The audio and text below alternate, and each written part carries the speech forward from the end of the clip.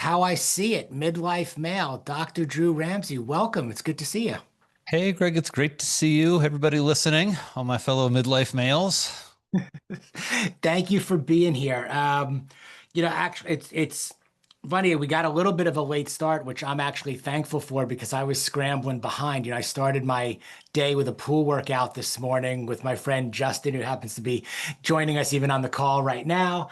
And it got me thinking, especially as I was racing home. The heart rate goes. I just got through this. The sunrise was up and we had this amazing workout and I was feeling really good. And then all of a sudden you get back in the car and there's traffic. And I'm looking at my watch and I'm going, we have a 10 a.m. start time and I haven't really had breakfast yet. And how quickly the days can kind of start. You feel like it's getting away from you before it's really even started. The anxiety, the stress. And I was curious first, like about how do you start your days as somebody who focuses on mental fitness, and even food for mental. And I think I did pretty much the idea of the workout was right, but everything else was wrong, is my question. So, how do you start your days? Well, I mean, Greg, I wouldn't say everything was wrong. I love that you start with Justin, with a buddy. That's so important. And I think a lot of men are missing. I know in my life, I don't have that in my routine as much, just that guy time. A lot of times for men, that's, think about it, it's like drinking or watching sports. But, the best thing to do for men is to get together and move our bodies. It's so great for our mental health. So, it seems like you're a little compressed. And so about, let's say 9 minutes ago, I was sitting right here finishing an interview with no showers, audio only. I hadn't showered, I hadn't shaved, I haven't had breakfast. My days start. I'm on Mountain Time, everybody, so it's about 9 o'clock, 9:50 in the morning. I start my days usually. I wake up pretty naturally about 5:15 in the morning. I make coffee for myself and my wife. I like a big cup of dark coffee. Couple. I'm big into the caffeine. I get a lot of benefits out of it, and some half and half. I find that half and half for me is really great. Just a little bit amount of carbs, so I'm not noshy hungry, and then I find it filling and satiating. Keeps me in this kind of fasted, very focused state. Then a lot of times I'll have my first patient at 6 a.m. here. Most of my career I've been in New York City, so I still treat a lot of patients in New York. Love going to New York and seeing patients.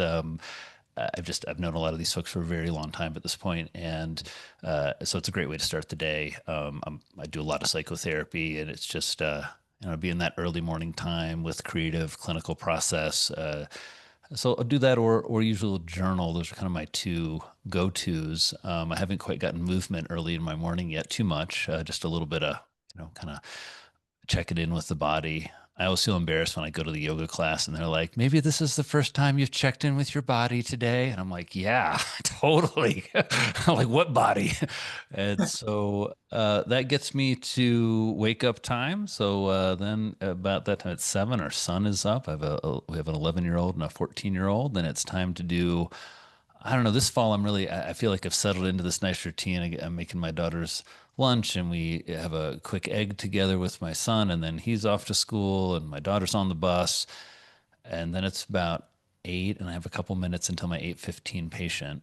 And then I'm going, I'm just you've caught me at a part of my career. I'm really found my stride, I guess, a bit, and just really doing a lot of clinical work and kind of back to back with patients and interviews and promoting the books and mental fitness and nutritional psychiatry. But yeah, in terms of my day getting started, that's kind of the launch is like, up and into work pretty quickly. For those that aren't familiar, how do you define nutritional psychiatry? Okay. Well, nutritional psychiatry I define as the use of food. And that's, I think, was something that is a real important distinction for me. And when you think about my work and what I want, where I want to be in your ear is around food. It's the use of food to optimize brain health and to treat and prevent mental health concerns. And mental health concerns could also be mental health disorders, because I'm a psychiatrist. And so I treat people who are struggling with their mental health, depression, anxiety, bipolar disorder, trauma, substance use, cognitive impairment, those types of things. Optimized brain health is a really important part of that phrase for me, because we see this statistic a lot of the times: 1 in 5 people are struggling with their mental health. 20% of us have a mental health problem. And I just think that statistic totally sucks. We should get rid of it. It's true. But the problem is people miss the most important part of that stat. It's every year. I mean, it's like after a decade, I think we've all been in that boat at some point. We've all had some challenges, maybe with our mood, anxiety, sleep's a big one for midlife males, as everybody listening probably knows. And so I like that idea that it's all of us in this, right? We're working for our mental fitness. We're building our mental health. We all can pick the soda or the kale salad or the lamb burger, right? We have those choices in front of us, most of us, and it's really important to harness that. And the treatment and prevention of mental health disorders, that I mean, that's my life. That's been my real honor on the treatment side to take care of people who are struggling with their mental health. Now very mid-career. I'm 51. I don't know. It's very, very meaningful for me still, and will be. And then prevention. That's like the holy grail. Because psychiatry, like mostly you've wanted to avoid us. You know what I mean? Like it's not like people are like, "What are you doing?" It's like, "Oh man, I can't. I got the psychiatrist." And like, "Oh, it's so awesome. You got the psychiatrist. You're working on your mental health." Like, yeah, totally, man. I'm on the right meds and everything. It's like, "Ah, high five." Like that's not how it works. Like people don't want to tell anyone they're seeing me often. So some folks, some of the newer generation, but particularly men, right? And so this idea of prevention is really intriguing because it puts psychiatry, puts me up in your grill before you're ill. And I like that. I like being with you in your, 15, 20s, right? Like every young male who hears this or guys with sons, right? You should hear about the Amend trial. That there's actually a dietary trial, the trial of a Mediterranean style diet, just actually a couple of tweaks they did to young men with bad eating habits and depression. And 36% of them went into full remission from their depression. 100% of them had improved symptoms. Mm. And so, that idea of like prevention, like, wow, could for the people who, are really struggling with, let's say, lots of ultra processed foods, like if you look at the the nurses' health study, the nurses who eat in the top, the most processed foods, if you divide the group up, they have a 60% increased risk of getting depression. And so that's when I say prevent, it's like, oh, wow, what if happens if we decrease their risk? Or what happens if we go into college cafeterias and say, hey, you all are at really, really serious risk. The most dangerous thing going around this campus is depression. And one of the ways that we can help insulate our minds, kind of build our brain, build our mental fitness is through food. That's why our cafeteria has all these great foods that are part of the Mediterranean diet, part of a whole foods traditional diet, and we serve those and we want you to eat those instead of processed foods. Mm. What would happen then? How many cases of teenage depression would you prevent? So that's nutrition. Sorry, this is a long definition, everybody. That's nutritional psychiatry. It means when I see you, I'm going to ask all the questions of a psychiatrist. I want to hear it all. I'm also going to ask you about what you eat. I'm going to ask you to walk me through your day as an eater. How are you feeling? You hungry? Breakfast, lunch, and dinner, snacks, favorite foods, aversions, challenges, problems.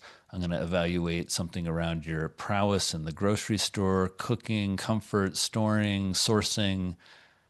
And that's all part of how I'm going to take care of your mental health, how I want you to take care of your mental health. Because if I leave that out, I don't know if you're a vegan or a carnivore. Those are both super important, right? First, just starting a psychiatrist, like, oh, how'd you get there?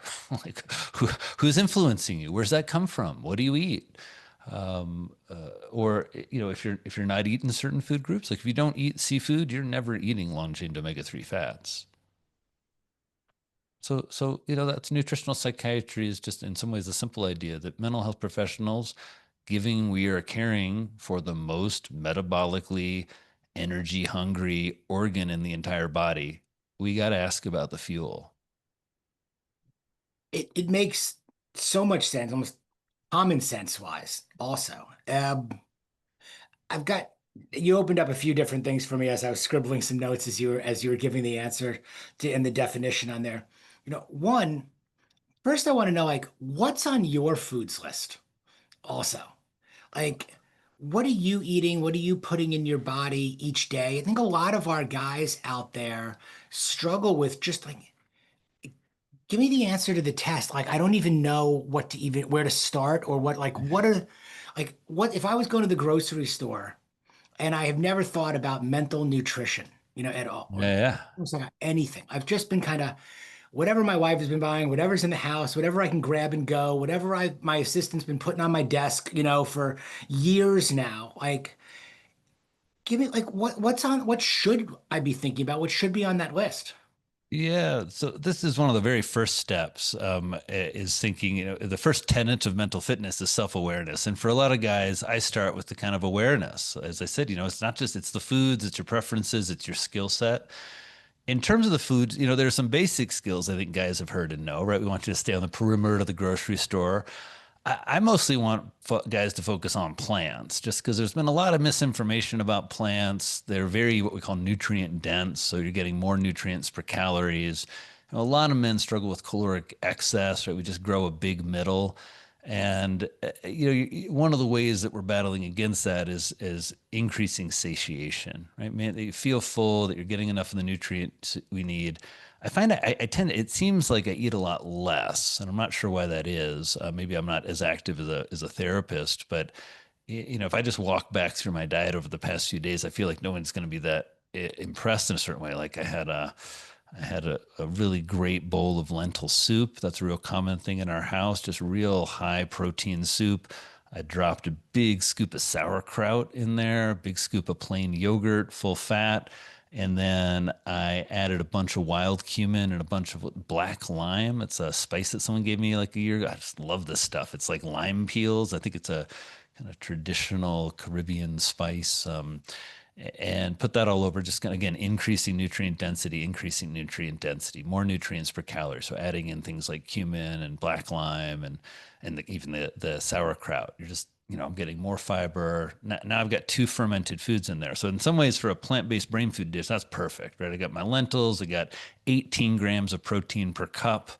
Lentils are about 220 calories per cup. So, tons of protein for a plant-based meal. I've got two fermented foods in there, so I've got all the good bugs. If I think, I'm kind of light in the day. I mean, I just, because of what I do and I'm sitting a lot, you get to have an interesting relationship with hunger. So it's going to be like some nuts. I like to snack on nuts, a little dark chocolate, staying really hydrated all day. I'll put down maybe like, I don't know, big thing of water, a bunch of spin drifts. I had problems in the oral phase, Greg, so I always need like a bevy. All my patients come in, I'm like, I've got like 7 flavors of Spindrift. Like, which one do you want? You want like raspberry lime? You want? So, we focus a lot on the healthy proteins in our house that I love. We do a lot of wild salmon. I think, and that's probably twice a day. I try and squeeze in the small fish, anchovies, sardines. That's something I'd love guys to load up on. Like, if you don't have a good tinned fish game, you're not a modern man in my mind. Like, if you know how to open a can of sardines and like blow your wife's mind with a good pasta, it's like wimpy limpy. I just like, I'm not impressed with you. Like, it's just not. I just like the things that impress me in men, right? Are guys who are curious. They've got some skills. They're not scared of the kitchen. They chip in. They do more than grill. I just love it. I love it when I've got a bunch of guy friends. My buddy Jarrett, he's like phenomenal in the kitchen. And it's just one of my favorite things about him. So anyways, for guys though who are just getting started, I even think some of those processed foods that you like, especially guys on the go, guys on a limited budget, that you can brain food it up, like ramen. And you get yourself a kind of minimal ramen, and you can really, you can add an egg on there. You can drop in some wild salmon. You can drop in some sardines. And so those are, some of the plants. I find a lot of guys just don't like oven roast and saute. It's really easy. And I would say another thing for the men who aren't, kind of diving into the food yet, the the chopping. I mean, guys, it's like, I don't know. You get like whatever amazing knife you want.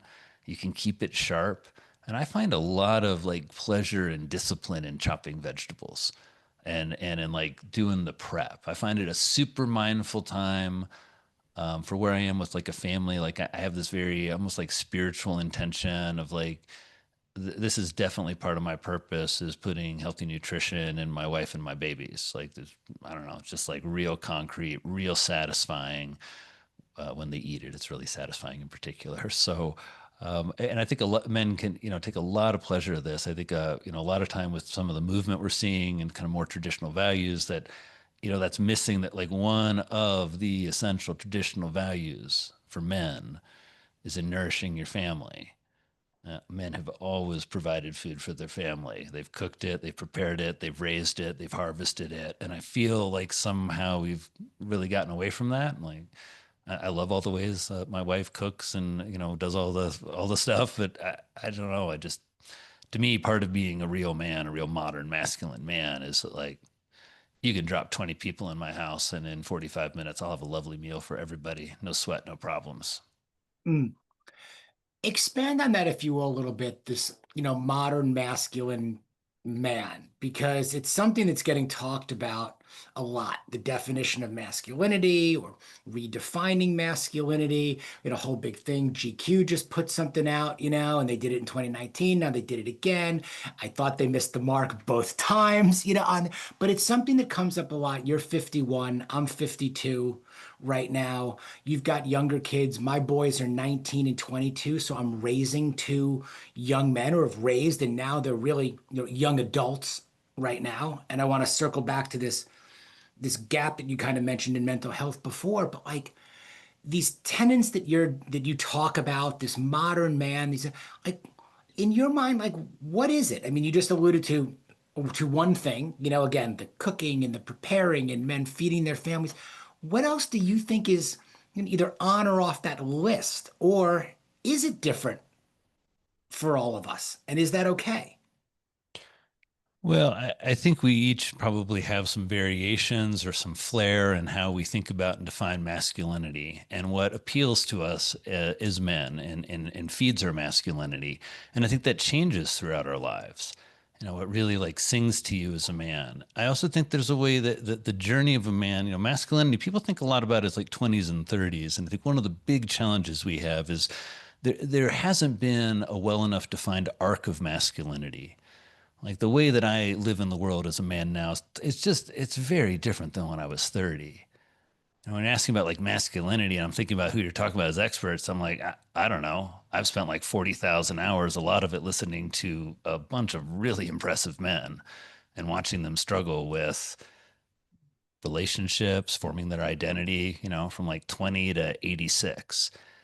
And so when I think about masculinity, a lot of this drove these tenets of mental fitness. I've been kind of working in the background in my mind of like a male mental health book forever now, and trying to create a bigger framework for men to focus on more than their physical fitness. Like every guy listening, whether you're exercising or not, you know what you're supposed to do.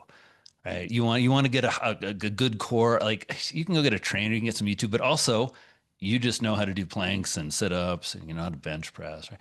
When it comes to building our mental fitness, becoming the men that we were meant to be, not the man you are, but the man that you are meant to be, what do you do? What are the steps? What do you need to learn? Who do you need to seek out? I don't, and then the arc of that in your life, the way that is very different set of questions when you're 30 than when you're 50 than when you're 70. So I've just had this like incredible front row seat to this, Greg. When you sit with men as they are like sobbing, when you sit with men as they're suicidal, when you sit with men when they're, hung over and they can't stop drinking, when they're making decisions that are ruining their lives and they don't know why. It's taught me a ton about what real masculinity is. And to see how like diverse it is. Like I treat some people who in some ways, maybe not the most responsible, but they like have these ways they're so much more responsible and healthier than I am. And it's like, wow, man, like you get that right. Um, some of these tenets, self-awareness, a man has to start life and enter life with a stance of curiosity and self-awareness, or you're hosed because you have no fucking idea who you are. And I find this is really true for a lot of men. They are running on somebody else's narrative on what a man is, what they're supposed to be, who they are, what they should aspire to. They have no idea about themselves. It's like you're in a car and you've never even looked around. Like, what are you driving? A truck? You driving a Porsche? You driving a 1968 Volkswagen Bug? Like, what kind of car are you driving? We all drive in different cars in a certain way. You got to know it to drive it well. So self-awareness, I think, is a huge missing part of masculinity. So much about, what being a man is, right, is performative. And that's just, again, that's just a total waste of your time as a man. And so self-awareness, I think, is a huge part of masculinity, of knowing where you are on your masculine journey, what strengths you have, what challenges you're working on. I think a lot about masculinity is being able to create healthy boundaries. One of my pleasures as a man, I think, is trying to create structures and frameworks for people to grow and thrive in. I think a part that a lot of men are struggling with right now is how to be of service. I feel very fortunate that's just baked into my job.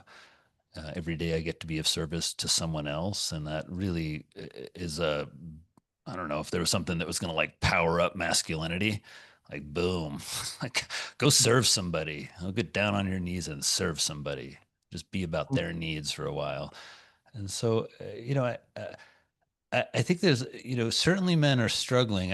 Sometimes get concerned, Greg, that there's a lot of jaw and hysteria kind of about like young male disorientation and suffering. And it kind of misses um, the very obvious thing that has always been true in America. It's true right now. You can come where I grew up in the poorest county in Indiana. I kind of figured my way out through school. I have one doctor in my family, but I don't know. And you can work hard and you can have an amazing, fulfilling career, period. There are no barriers that you can't overcome. I just think that message is not getting out there enough. And we're losing young men to the screens, to the vape pens, to the alcohol marketing. But that shit's always been around, Greg. It's not like it's a little more aggressive. The algo's coming for them a little bit more, but fundamental truth of what's fulfilling and what fulfillment means to like a real man is still the same and still possible. As a father, how do you approach that? One of the things that you had mentioned on before was, obviously I think there's greater awareness. It seems like there's a lot more talk and immersion into mental health for men than there has ever been. And what you had mentioned before is you see it with the younger men that are more attuned to be more proactive and vulnerable and engaged because that's out there a lot. And I think we kind of see it, and I'm curious on your take. Like we went from like not sharing, not talking about mental health, not being vulnerable at any age or stage, like as men, to now almost over-indexing where if you're not sitting in circles and crying and talking to people and joining masterminds and weekend retreats and seeing a therapist and talking about it, then you're also, you're not doing what you should be doing as a man today. And I think there's a gap. As I Yeah. mentioned, again, I have a 19 and 22-year-old, and I'm 52 years old. And the gap is, I think a lot of middle-aged men, we came up with we just pushed the boulder uphill, by ourselves. Like I said, Mhm. hey, there's no limitation. Wherever you grew up, you gotta, you're gonna go to school. If you want to get out, you get your degree, you get a job, you get married, you buy the house, you do the man stuff. And we don't talk about how hard it is, or what else is going on. We just kind of do it, overall. And I didn't grow up in a family that embraced therapy or that sent anybody to therapy or to deal with trauma. Even when it happened, it was just like kind of blown off. Hey, he died. Okay, move on. Like whatever. Okay, in there. So I think a lot of us, myself included, even struggle raising young men today with like, how do we guide them? How do we teach them? Like this didn't come naturally to me, like being curious, asking for help, doing all these things. So, how am I supposed to parent and try to also be understanding that my boys alone or other guys are thinking like, there is a new masculine, or this is okay, or they don't have problems, uncurable problems, or there's nothing wrong with them if they want to talk about these things, or they've gone through stuff. I think there's a disconnect. Uh, Between like the middle-aged guy or the fathers, and the kids, and like, what are we supposed to do here? Because I'm not fully equipped to guide really, because I didn't come from this. Well, I think it sounds like a lot of what you just said, which is talking through it. I also think for me, this is where mental fitness came from because I was sick of this idea that, like, if you don't have mental health problems or you're not in therapy, like your family's not talking about this when this is like fundamental information and science that we need to give our sons so they can care for themselves and protect their mental health. And how we do it is mental fitness, right? That is really where this came from. Of I don't know how, kind of into therapy and talking about emotions my son's going to be. It's certainly something that I try to be aware of. I think it's a trope, right? That therapists and psychiatrists are weird parents, and I certainly don't want to be that. I want to make sure that I'm aware of the appropriate boundaries of my kid's inner world. But when I think about the tenets of mental fitness, they're the things that I would insist all men teach their sons. Right? When we're thinking about men and male mental health, there's a huge problem, Greg. How many male mental health centers are there in America? I mean, every single academic medical institution of any worth has a great women's mental health center. One of my medical students ended up co-founding way back in the day. Betsy Fiddleson co-founded the Columbia Women's Mental Health Center. Incredible, right? Because there are certain issues, just whether it's premenstrual dysphoric disorder or whether it's perimenopause or whether it's just the emotions and psychiatric concerns that come up during pregnancy. You need a specialist, right? There's zero male mental health centers in America. So Mhm. there's not even a definition or a kind of idea of what might be different about what your men or your boys are going to struggle with. We can look at the stats: 1 in 2 men, lifetime prevalence, 1 in 2 of a substance use disorder. We see that 80% of deaths by suicide are white middle-aged men. So, whether it's some of the informational things around the realities of mental health today, I mean, I talk to young men. They're pretty honest with me. I get to beam into a bunch of dorm rooms. So, I hear the things they're mixing. I hear the real number of how much they're drinking. I hear about the vapes and all that stuff. And it's a lot. And it's in some ways quite careless these days. So anyway, just to get back to the question of what to pass on to our boys, self-awareness, and I think modeling that. Talk is cheap. I mean, I got to tell you, talk is so cheap. Parents, wah, wah, wah, wah, wah. So I try to, in my own parenting, focus on. I'm annoying. I think I talk and snuggle too much. Those are like my go-tos. Let's talk it out. Let me hold you. And my boy's 11. I told my wife, I was like, yeah, this is our like go-to, and we got to like get something other than the snuggle. It's not going to work for a 12-year-old boy. Like we need to expand our support. You try doing it with a 19 and 20 and 22-year-old. It's really Yeah, that's not that's doesn't not fly. what they want, and, No. and I think also giving people privacy, something as parents we struggle with. It's like, what's wrong? What's going on? What's going on? How you doing? Tell me what's going on. Why are you being so? Where it's like we all know when you're struggling with sometimes you need a little space, right? And so I think making sure, being aware that like my job is not to fix everything. And I think one that's been hard for me is like my job's not to know everything. Like I've been really the most upset I've been as a parent. I got into this like terror. I wasn't doing so well with my mental health a couple of winters ago. And I just got like obsessed with this notion that somehow if my kids had mental health problems, I wouldn't be able to help them. That I wouldn't know what to do. I wouldn't know if they needed a medicine, which one. I wouldn't know which expert. It's sort of weird, right? Because I mean, like, and it took me a little while to like settle down and get to, if that happens, I'm really well prepared and I'm going to do the best I can. But I think what that taught me is this notion of like I was thinking about parenthood is that I've figured it all out and then I'm going to pass that on, and that's not good parenting. Good parenting is understanding that you need to figure it out, and I'm here with you, and maybe have some insights. But as a parent, I don't know how you felt, Greg. I haven't found sometimes like something I've learned about the world, young man. Let me tell you, like I haven't found that those like, oh wow, yeah, that piece of wisdom you said, you know, I uh, think a lot of what you're talking about in terms of mental fitness in this, at least what I always, okay, it's in the doing. It's in the actions and the leading by example. yeah. And again, hey, they see what you put in your body. My kids, they know. I mean, they know I have a little ice cream problem, but it's what my son the other day said. I read your book, Dad. I know about cholesterol. Okay, all right. Mhm. We went to a restaurant and they were frying everything in beef tallow. And I think this is an example where, just trying to talk about. I said, "Hey, it's kind of a interesting, I'd say, controversial move. What do you think about that? Do these fries taste different?" You have an idea what that's about, or it's sort of trying to get into it. But yeah, I really, mental fitness is about mental health action, right? We have Mental Health Awareness Month. We have Suicide Awareness Week. I love all these days. I love awareness. Let's start with awareness for sure. What does awareness do in terms of changing the dial on our mental health? Nothing. Oh, Mental health action. Remember, hmm this really got driven home to me. I was treating a man who lost a sibling to suicide. And we were, I was telling him all the stuff we're doing for mental health awareness. And he just looked at me and he said, awareness doesn't do anything. Like, unless you take action, what's the point? And it really stuck with me.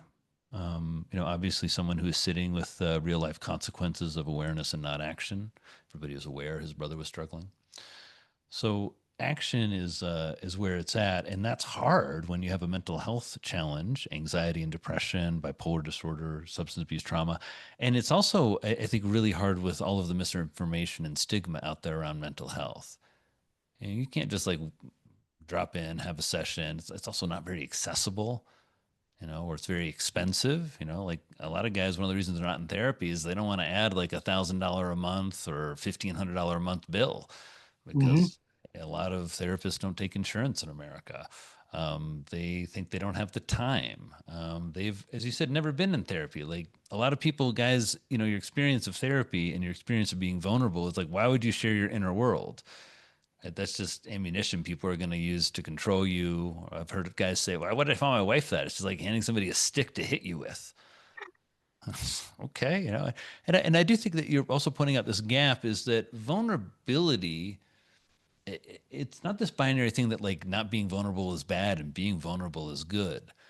And I think vulnerability itself as a concept is just misunderstood. Nobody wants you to be vulnerable. Nobody likes vulnerability. Nobody is attracted to vulnerability. Maybe a little bit, but not much. The idea of vulnerability is that you have self awareness and you have awareness of your emotions. And when you're having powerful feelings that need to be communicated, you know how to find words for them. That's vulnerability. Hey, It's Drew, you made a comment earlier that I just wanted to get some context on. You said there's no men's health clinics or There are no male mental health clinics in America. There's yes, not a single for academic some center in context. America. Can you just as the question is like because I was thinking, okay, I was trying to think of all the places guys go for that kind of stuff, like retreats and experiences and whatever. And the question is, so what are the female, like, what are the examples of like the female clinics? And I think of like the Canyon Ranches, which are like, Oh no, no, the female clinics are like Women's Mental Health Center of Harvard and Brigham Young, Women's Mental Health Center at Columbia University, Stanford has a women like every academic medical center, and most of them actually offer fellowship. So after 4 years of psychiatry training, there's after 4 years of medical school, 4 years becoming a psychiatrist, you can spend another 1 or 2 years becoming a women's mental health specialist. You can do a fellowship in women's mental health. How many fellowship programs are there in men's mental health? Zero is your point. So Uh-huh. we're being left out of the equation, and Yep. and I- it I seems to me mean, like again, it's time to change that. It would sound simple enough or normal enough, right? If that's the right way to put it, that it's time to change that. That if it's 100% to zero, and we're yeah, looking to as we are looking to be healthy, mentally fit men of all ages and raise generations of future men to be mentally fit and healthy, that warrants some attention. I I know the think so. statistics, as you talked about, hey, what do these statistics mean? These statistics mean nothing overall, or if you can do, but this is a statistic that actually means something in terms of, hey guys, look, it's 100 to 0 out here. I mean, it's again, a lot of people have been talking about the male mental health crisis for the last decade. I mean, like I've interviewed hundreds of men with Greg Scott Brown, Men's Health Magazine, Instagram Live about male mental health. We talk about it. It's more active. We've got great leaders. Whether it's Kevin Love, talking about his panic disorder, or it's just it's really a kind of an exciting and wonderful time. And then there's that like, what's the next step? Well, I think Yeah. it's what you mentioned. It got popular, if you will. It became trendy in all these algorithms and everything else for men now to be talking about mental health. But it gets back to what you said before. Talking about it is one thing. Doing so, the act, like what is the action beyond the talking Yeah. about it? And I think we saw a lot of things spring up because maybe there aren't any of the clinicals, or there aren't any, let's say people with the fellowships and all that. So what sprung up? What sprung up were these, weekends in the woods. What sprung up were these other things, like, and there was a lot of opportunism going on in that too. Come here, be vulnerable. We're gonna talk about mental health, do everything, and you leave the weekend and you go, what happens after this? Like, where did the brotherhood go? What else do we talk? Who do I talk to from here? I just spent my $5,000, or whatever it is, and you're left. You're back on the island as soon as you leave. 24 hours later. Yep. I mean, I think that that's a common idea. Also, I think there's a question of who, kind of who's leading and defining what men need. And I think you made a really good point about vulnerability. Vulnerability is that I feel confident in my identity, and I can really talk to you at this point in my life about anything. If you wanted to sit down, even and I didn't know you, and you wanted to get into, I don't know, some pretty personal stuff, trauma, et cetera, like I know how to feel that out and speak about it in a way that I'm not going to be too disturbed afterwards or feel, I don't know, anything other than like probably had a good talk. That's getting framed differently, right? That's getting framed, when men just hear it out of the blue, it's like, well, it means like I share everything. It's like, like I said, I don't think that's a great idea. Well, there is that question of the step forward, movement forward, and I am seeing a lot of things that are exciting. As you know, the weekend retreats, going and like doing drum circles and growing. I mean, if that helps you free something up, helps you express more emotion, great. I'm seeing a lot of guys get into the psychedelic movement, which I think is like kind of needs a big red flag on it. I mean, the other shoe is about to drop on that. What do you expand? What do you mean by that? Because I'm seeing that too. I've gotten to Okay, a place look where at I the New didn't know York Times anything today, about where look at the New York psychedelics. Times. Sorry to interrupt. Look at the New York Times today, where Rick Dovlin is quoted saying it doesn't matter whether it's real or not when people recover memories of sexual abuse. I'm like, I'm sorry. I think that matters to the people who are being accused falsely because of recovered memories, which are one of the kind of most common negative effects of psychedelic medicine. Doesn't get talked about. I have multiple families consulting with me whose families have been destroyed. Right? But often what we're hearing is, hey, come on, guy, go down, do the retreat, share, open up, let it all out. And again, I don't want to minimize. There's great science around psychedelics, and I think there's going to be an appropriate place for them. It's just kind of like what you're mentioning with the men's retreats. Like a lot of opportunistic people who've moved in, a lot of people who don't, you know, it's really concerning when you're delivering a very advanced mental health treatment by people who have no ability to diagnose mental health disorders. I I think mean, what you're getting at here too, which is what is, the answer, if you will, or is typically somewhere in the middle. We go from doing nothing mhm. and now like, okay, the extreme. Go from, which is, haven't worked out in 6 years. I've been sedentary and doing it, and then I decide I want to work out. So now I'm in CrossFit 7 days a week. I drop Yeah. myself right into the deep end of the high intensity pool, and in Greg, 30. why do you have a sense why do men do that? I mean, I think it happens to everybody, particularly, I think this thing happens to men. Like I'm pedal to the metal, as we say, or like, I don't know, I'm not One of engaged. the reasons I was so excited to talk to you about is I feel that in my own, call it window, 47 to 52, I'll call it, that's kind of the window where I feel I've experienced most of my change. And a lot of it has come from having conversations with men like you and then applying what I've heard, testing and retesting. Hey, but what I've found, to your question, is that out of all of the men that I've talked to now, 250 plus, of the, I think, most accomplished middle-aged men in the world, no matter what their vocation is, whatever their upbringing is, whatever else it is, they settle somewhere in the middle. Doing nothing is not a solution, and doing everything, that over-indexing trap that you fall in, is not so great either. And then slowly they kind of bring and go, okay, what's my system that works for me in the middle? They have a morning routine. They haven't, but they're not all the same. But they have found the one that works for them. They tried going intense and all in on something, and then they scaled it back a little bit and realized, okay, I should put a little tennis or pickleball in here, or take a day Mhm. off. I decided I was going to eat healthy, I was going to count every calorie and every macro and measure and do everything. And now I've kind of fallen into 80/20. I eat clean 80% of the time, but that ice cream that I love, I'm not giving that up. because life's too short and I want to have a little fun. And I think some of the things that, one of the things that you said that I actually had clipped from here was like, this is what actually matters for a longer life. I think he said like simple movements, taking care of your mental health, building deeper connections, those are the drivers of longevity. It was on Mind Body Green. I love the walk-ups and I tend to gravitate towards individuals who keep it simple. Like really, keep it simple. Keep it in the basics, even over the biohacking and everything, and build on solid foundations and go, okay, like this is what good looks like for me. Perfect is the enemy of good. Like I have my portion. What's enough? That's kind of a lot of what I'm seeing. Why do guys, to answer your question though, why do guys seem to jump in and go all in? I think that's how guys are wired for the most. It's like the zero sum all or nothing game. The bigger struggle is again finding that sweet spot for guys. Yeah, That's at least what I've seen a lot of. I also want another way to think about this, as opposed to kind of like the all or nothing, is thinking about this from a model of security and identity and empowerment.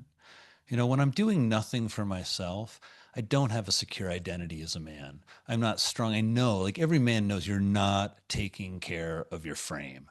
If you're in your 50s and you don't have a good stretching routine, you don't have some intention, you're not hanging out with guys going to the pool, it's just, it's you're going to feel it very quickly. Uh, uh, so it's an insecure secure stance. Then moving into the all, right, where you're usually abdicating your authority to, the guru, the expert, the gym leader, the biohacker, the 50 supplements. As well, that is also not a secure stance. Hmm. Right. This is like you're doing the best. You're doing everything as hard as you can, but actually haven't maybe thought about it or don't really agree with, don't know. And then you end up in the spot where you're talking like the mean reverse mean, I think is more of a secure stance where by the virtue of necessity, right, complicated things aren't sustainable. Things you don't like aren't sustainable. That's just how things work, right? Figuring out that routine that is simple, that works for you, that you can maintain day to day, that when you deviate from. And then I think some of the interventions we've talked about, whether it's psychedelics or intensives, that they have their place. Maybe you do need to go do a drum circle to get yourself going. Okay, like go have a good experience. Just like that's not everything. That's step one.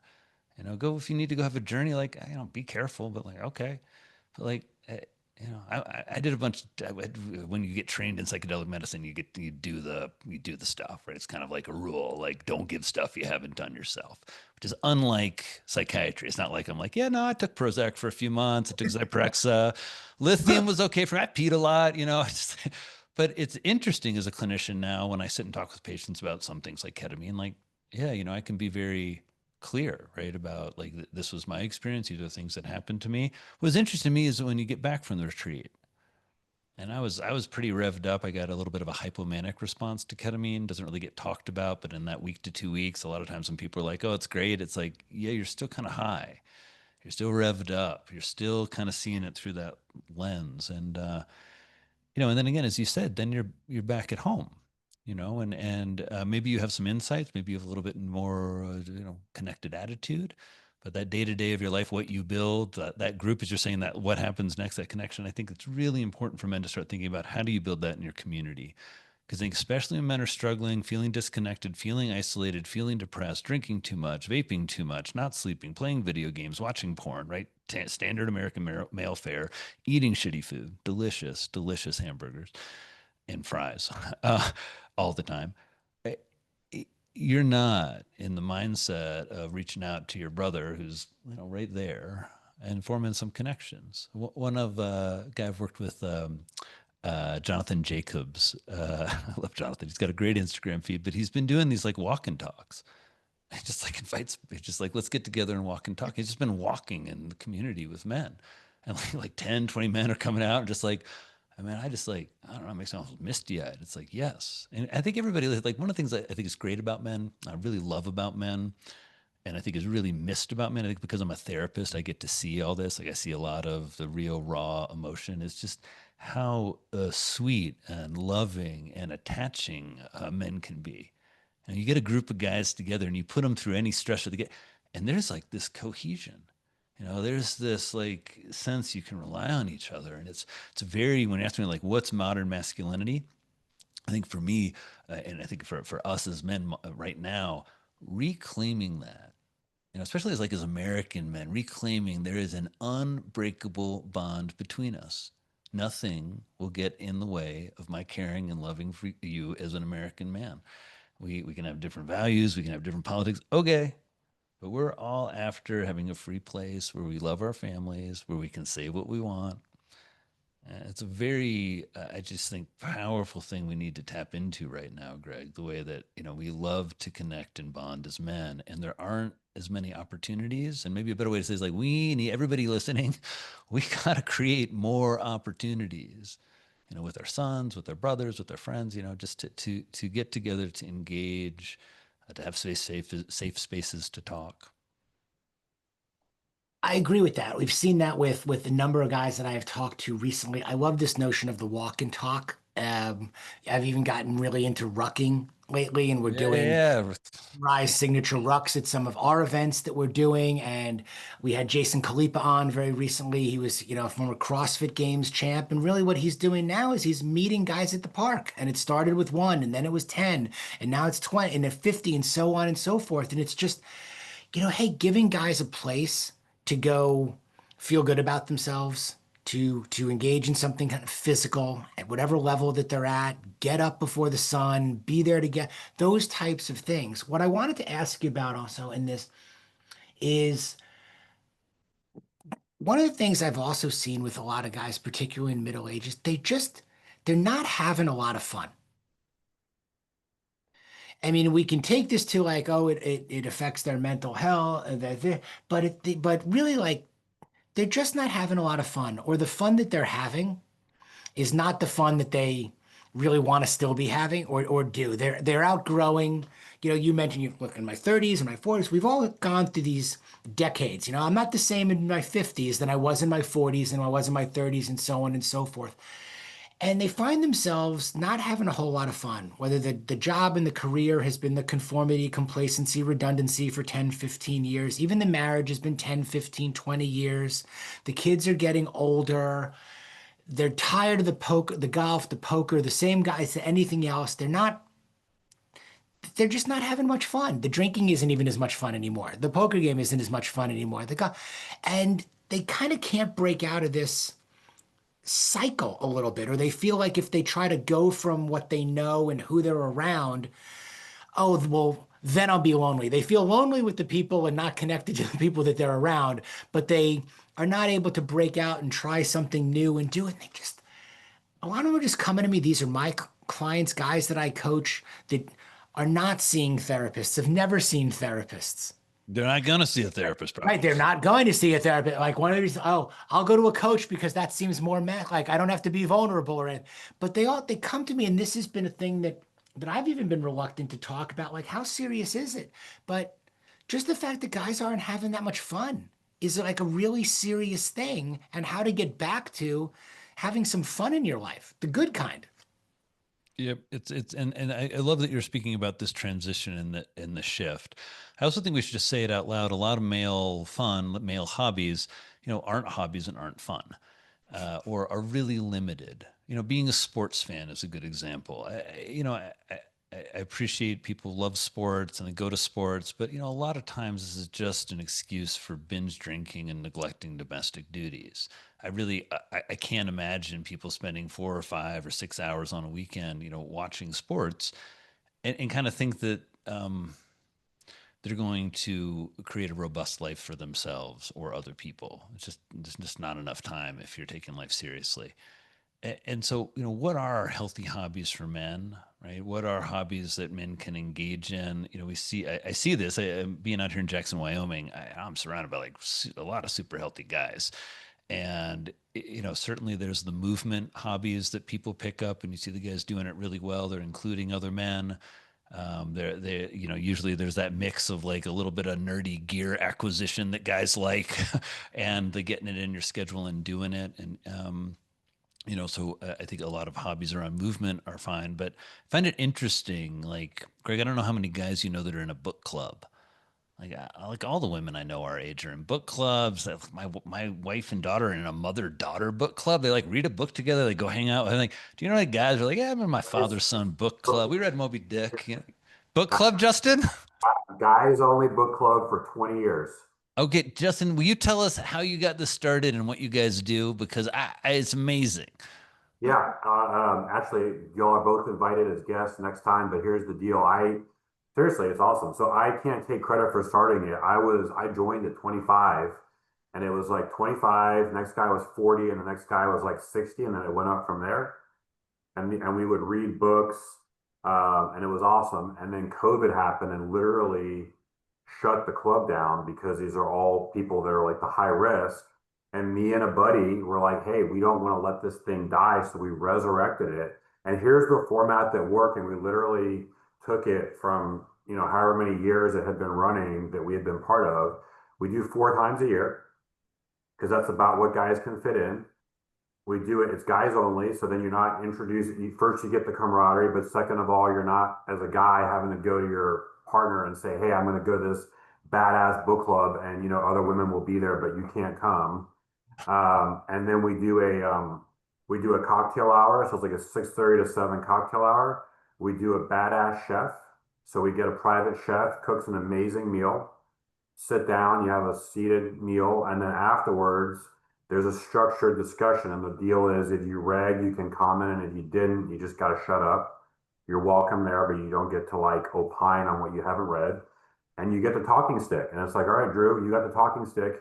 No one's going to interrupt you. You say whatever you want. When you're done, maybe a little bit of banter. Greg gets the talking stick. We go around, and the whole thing is about 2 or 3 hours, and then some guys stick around a little later or whatever. Man, it's so awesome. I mean, seriously, you guys are both invited as guests next time, but I could not advocate for it enough. It's pretty cool. And I'll Chef tell you chef what, cook everybody that meal. hasn't come loves it. Like everyone that looks at it, like, man, my book club's not as good as your book club. I'm like, yeah, because you guys don't have the structure behind it, but if you put the structure behind it, it's an incredible experience. Mm. Justin, I love it. I love also seeing how like straightforward things are. You know, the way that like things seem so like overwhelmed, and it's just like, yeah, it's like everybody kicks in $100 and reads a book. And Yeah. also what I love about your example is that intergenerational wisdom transfer. You know, there aren't a lot of places other than sports where men are getting wisdom from other men, especially, men in their 70s and 80s. And it really costs male mental health in a lot of ways. One, we don't have like non-dad figures passing on wisdom and knowledge, making observations, and every man listening, that guy, whether it was a boss or a mentor who just said that hard thing to you, that no one else would say. For me, I remember I was finishing and I had a bunch of evals overnight. I was like 20, I was 26. I was a new intern, and I just got tired. I like couldn't quite finish my eval note. It was just like a little messy. And I just remember, Mike Dulchin, great psychiatrist, sat me down. He said, "Hey, you're at Columbia here, and this just isn't good enough. You didn't finish your work. There's some errors in here. This wouldn't hold up. People in court would question. Looks like you fell asleep writing your note, and just you can't do this. Like right, like boy, I still remember that meeting. And so that kind of transfer of wisdom, that feel I call it loving feedback. I love Mike Dolchin. I love that feedback. I'm so glad he told me that. It's hard at the moment. He's right. And the types of probably wisdom, Justin, you're seeing in your book club. And I suspect also, if you had a challenge, right? Maybe something went weird with your investment, or maybe you're having a health issue that you don't really want to talk to too many people about. I wouldn't doubt that one of those guys in the book club might pop into your mind as somebody that you could trust, might know something about it. My uncle's like this. It's like he's a physician, but he's the guy that like everybody calls when they have a health problem.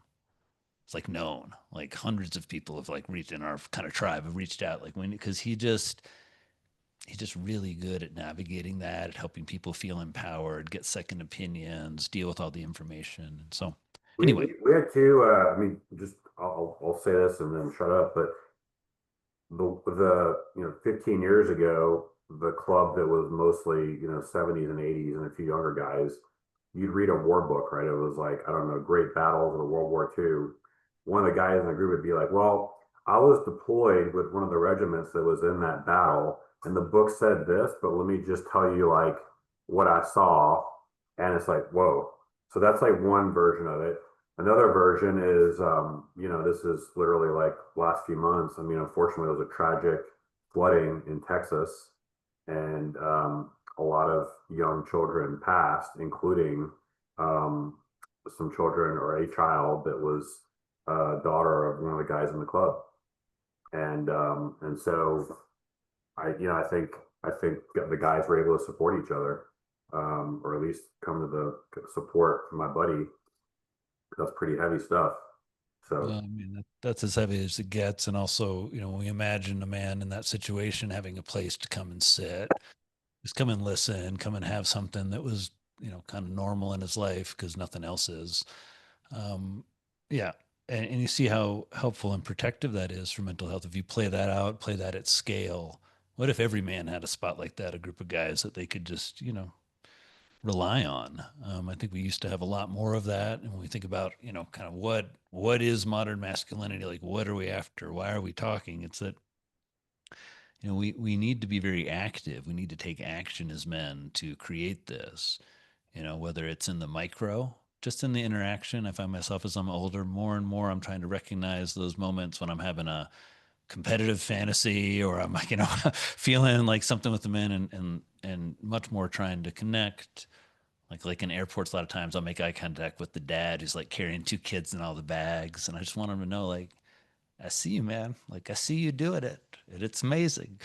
So, I think you were heading in a direction though, and you circle back for a second when you were talking about the guys that are, you know, out there at the football game and the tailgate, and the 5 out and the 6 out and the things that guys do to occupy they're occupying time or that their habits or behaviors or things and not particularly overall, healthy. They're eating up a lot of time. There's a lot of business. There's a commitment. They're getting behind these things. But I think where you were heading was like, it's very different. Like watching a football game or having that kind of vested interest in that team and that amount is very different from actually taking action in other areas that could help you physically, mentally, emotionally. I see it as like this difference between it's like produce more than you consume.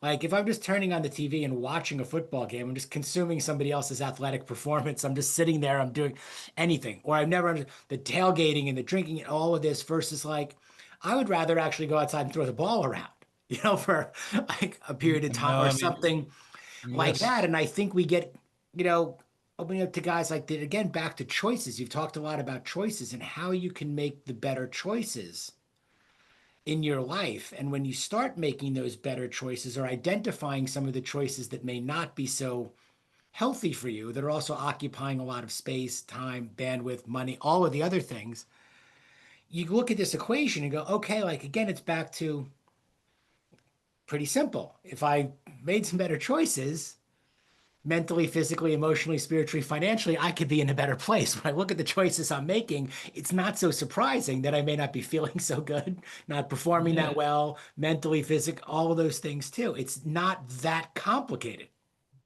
Yep. I also think what you're talking about with the fandom is a displacement because you're not cheering for yourself that much. You're not spending that much time and money and enthusiasm on yourself and those around you. I just know you're not. You're not spending as much kind of mind power, mental bandwidth thinking about, the important sort of trades and the important people on your team as much time as you're spending thinking about the trades and, setup of this team. And so, I don't want to bash on sports fans. I think that there's also for men a lot of bonding in that, a lot of connecting. I actually tell the story in Healing the Modern Brain of one of my patients who just really struggling to socialize post divorce. Son had moved out, and he's a big sports fan, and it was COVID when I was treating him, and first got him connected kind of with an online fan group, and then started getting together with people in person, watching games. Huge for him, really helpful. So, but I think what you're talking about is if a man makes a pie chart of the hours in his week, how many of those hours are spent on building mental fitness? And I think for a lot of guys, it's zero, or it's thought of like, well, I don't go to therapy. And that's not what mental fitness is. Therapy in some ways, I think it's great. I do it a lot. I've been in therapy most of my life. I'm kind of curious, 'cause I was like, I wonder how our brains are different, because every week in my life, I've talked to my analyst pretty much since I was in my 20s. And I'm not sure what that does for a brain. It does something, there's a lot of evidence around kind of BDNF and maybe regulation. But there are lots of other activities that I think do that just as much, right? If you write, if you're in a great book club like Justin, if you're just from an emotionally fluent family, you guys just talk through stuff. But this idea of building mental fitness, building our self-awareness, spending time with yourself in nature, spending time with connection. One of the tenets is engagement, and the tenet of engagement is really asking you to like kill the algorithm in your life some of the time. Mm. Because I know the algorithm is dialed in to what my eyeballs like to look at. I'm sure all of the men listening and watching have that same. It's kind of embarrassing if you go to your like search on Instagram and you're a middle-aged man. It's like, I don't know, about half of the images or something that feels a little like intriguing because it might be naked, and it's just sort of, as much as you fight it, it's just you get served up a lot of OnlyFans. I've never gone to OnlyFans, right? But there's this kind of assumption of what you as a man want to and need to consume. And so the tenet of engagement is really about building your cognitive reserve and reclaiming some of your power as a man to choose what you like and to evolve that and to keep working on that and to deepening that. And these tenets are really, again, the idea of looking through your week. Did you eat the foods that are good for your brain or not? It's really obvious what those are when you get off the Instagram misinformation, like the moves most men should make, or just, you guys need to eat more plants, better proteins, less processed food, less alcohol. Like, see how that goes. More fermented foods is another fun one for guys. Um, Sleep. I don't know how many guys I treat, younger guys in particular, where they just telling one of my patients, I was like, your girlfriend has really bad depression and panic disorder. You have really bad depression. You guys have been really struggling not to drink, but somehow it's okay to stay up until 4 a.m. playing video games. I was like, man, that's just being a bad boyfriend. Like you're not modeling caring for your own health, but gee, it's like someone else who you care about who really needs sleep too. And it's not like, hey, play video games from 9 to midnight, go crazy, have fun, stay up till 1. Why not? It's a Saturday. But this kind of not really being fit around your sleep, not being able to look like I know last night, man, I hit the sauna, had a great talk with my wife. I was down at about 10 and I was up. I slept late in the years, up at about 5:24. That doesn't usually happen to me, but like it's happening more because of mental fitness. I got some sleep meds dialed in. I didn't need those last night. I got my sauna dialed in. I got my wind down routine. I've got my bedroom set up super dark and air filter, all that stuff. So anyway, I feel like I'm meandering Developing here, Craig. developing healthy habits and routines, which I think are vital, in continuing to improve our fitness. All of this continued improvement and evolution and growth in our fitness, mental, Yeah, physical, yeah, all of and these this idea areas. we were talking about is like where men direct their kind of mana, right? Their Mhm. energy, their life force, and that directing those into more relationship building with your kids. A Things that middle-aged make man, us feel the good. most common one I see is like it's fascinating. You see these oftentimes married couples, they've been together like 20 plus years and they obviously love each other, but they're at each other's throats and they've just not spent time trying to like collaborate, trying to be softer. It's just always sometimes you'll sit with couples and be like, man, I think if you guys would like hug, it would just all go away. Like I think you just both start like laughing and crying and be like, I love you, I love you too. It's just like how upset and stuck people can get. And so, there's lots and lots of places to build your mental fitness. And I don't think it needs to be overwhelming. I don't think it needs to be extreme. I do think, Greg, it's very simple. There's a simple version of powerful modern masculinity that's getting lost in all the products and all that biohacking and all the protein. It's just I don't know. Sometimes it, I think it gets overwhelming very quickly. And to your point about guys that do nothing or guys that do everything, you go from nothing, you're not sure where to start. You hear all the noise out there, so you jump on all of these bandwagons, and then the next thing you know, you're overwhelmed with everything that you're supposed to be taking and doing and using. And he says this and he says this, and then you don't know what's working and what's not working for you because everything's competing with itself. So you don't know whether it's the collagen or the MCT or the testosterone or the this or the that, and you don't know, and it gets overwhelming, and then you kind of shut down again in the opposite direction, and then try to figure it out. But I do think, a lot of what you're getting at also is about feeling good. It's really just about feeling good in your days, feeling good in your own skin, your self-awareness. I mean, you did a little thing about even, just skincare products I saw. Was it I love like a that stuff. roasting I don't flower? know what I did. I'm like a redneck from Indiana. I get this like big box of like fancy French Yeah. skincare products. And I And so I feel but I I put some liked on right it. before here. I was like, Greg's gonna notice, man.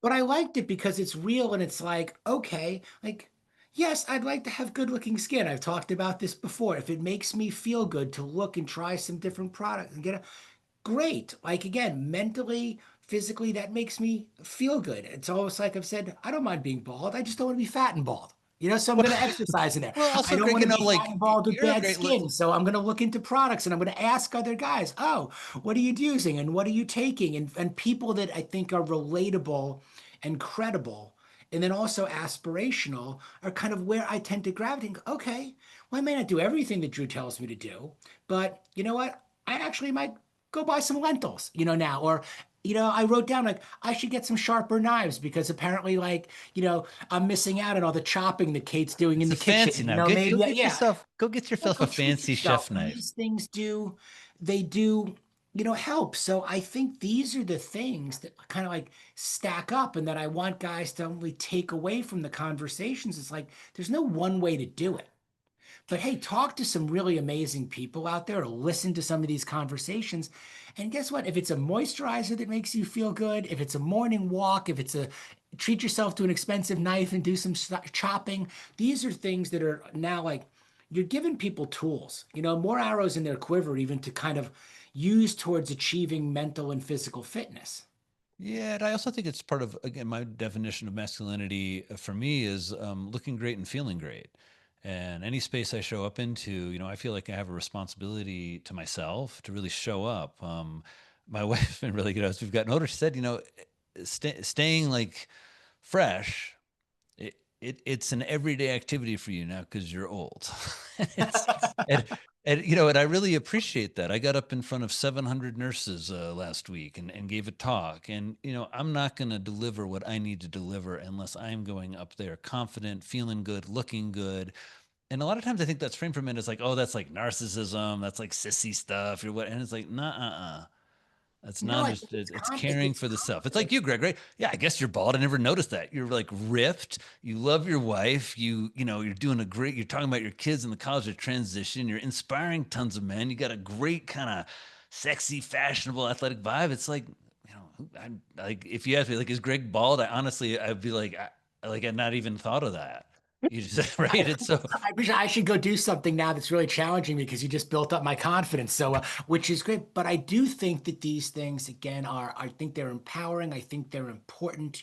I think understanding, basic tenets, again, how to set up your day, how to make these choices, looking at other guys that are doing it well and well, knowing that's that a and great knowing that one, it's Greg. intentional and going, okay, like, look, what did Yeah. you just say? Like, you actually care. I'm getting up in front of 700 people, whether you're getting up in front of 700 people or just getting up and looking at yourself in the mirror each day, how you perceive yourself, how you want to be perceived by others, like it matters in your mood. At least it does for Oh, me. it does for me. It's also, even if it's just an audience of one, a lot of times I'm just in here by myself, folks. I'm beaming out all over the country. It's very, meditative. It's a little isolating. And I still try and show up. I do show up, shaved, showered, and my pressed blue shirt, even if you're 1,000 miles away from me, because I just know, sometimes I show up in my sweatshirt, but I just know that never feels like the polished professional product that I want to deliver to my patients. Mm, And it's a way for me of getting into the mindset. I work from home a lot when I see patients, and I can't be in that. I'm too silly. I'm too dad vibes. I'm not in the right mindset. And so for me, it's almost like putting on my uniform. It's part of that for very much. And I think the grooming is one of those things that, again, men, we get kind of teased about, but I think there's not enough focus again on the mental fit, like how long it takes. Like, you need to clip your nails every week. You need to floss every day. You need to brush twice a day. You need to get your hair cut every month. You need to get your teeth cleaned every 6 months. It's just like, I think it's all there's, those things. It's all of that. When I go to the gym, like when I'm wearing a certain look, I can go to the gym in my old college sweatpants from 30 years ago, and like a beat up we shirt, all, we whatever all it is. can, right? Yeah, we all can. Or like, but when do I have a better workout and better performance, quite frankly? When I'm in, all black 10,000 gear shorts, and like good shoes that I bought. Mm. Like you feel confident, you feel Uh, powerful. And then you schedule the right meetings and certain things after that and the other stuff. I think it's all connected there. I did want to segue into something in the interest also of time here. You mentioned working from home and you're in Jackson, Wyoming right now, and that you came up in New York and everything else. And you made a move, if I've got this right, a lifestyle move. And that's a big deal. I'm born and raised in New York also. I live in Houston, Texas now. It's been a long time uh, for that. I think a lot of guys also like they want to make a move or they think about it.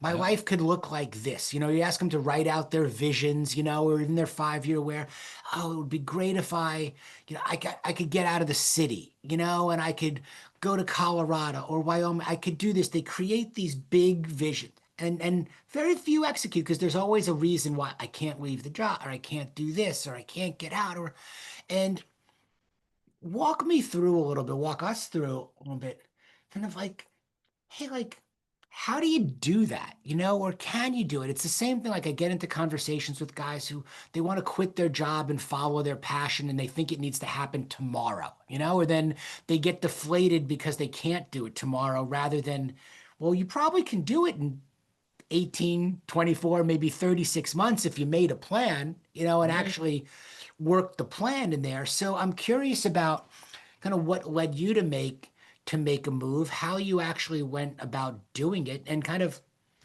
how it's working for you. Thank you, Greg. We made a couple moves, everybody. Most of my career I was on in New York.